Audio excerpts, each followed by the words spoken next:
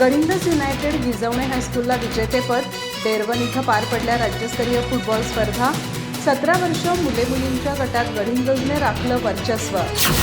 राज्यस्तरीय फुटबॉल स्पर्धेत येथील गडिंग्लज युनायटेड फुटबॉल स्कूल आणि गिजवणे हायस्कूल यांनी 17 वर्ष गटात विजेतेपद पटकावलं. त्यांनी अनुक्रमे मुलं आणि मुलींच्या गटात वर्चस्व राखत विजेतेपदासह प्रत्येकी 15,000 रुपये आणि करंडक पटकावला. स्पर्धेत एकूण 45 संघांनी सहभाग घेतला होता. स्पर्धेचं यंदाचं 10वं वर्ष होतं. मुलांच्या गटात गडिंग्लज युनायटेडने सलामीच्या सामन्यात रत्नागिरी संघाला 5 गोलनी हरवलं. दुसऱ्या सामन्यात साताराच्या युनिव्हर्सल अकादमीला 4 गोलनी पराभूत केलं. तिसऱ्या सामन्यात मुंबईच्या सेंट अँड्रॉजला 3 गोलनी पराजित केलं.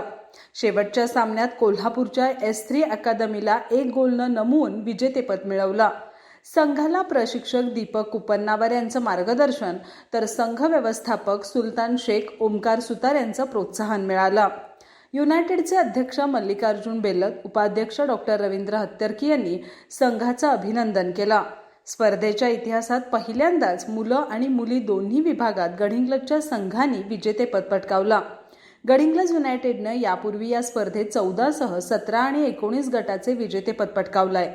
मुलींच्या गटात गिजवणे हायस्कूलने पोद्दार स्कूलचा 7 गोलनी पाडाव केला.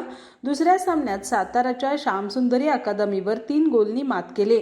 उपांत्य फेरीत बेळगावच्या MSDFला 1 गोलनी नमवलं. अंतिम सामन्यात कोल्हापूरच्या S3 अकादमीला श्रावणी सावंतच्या महत्त्वपूर्ण गोलच्या जोरावर हरवत अजिंक्यपद पटकावलं.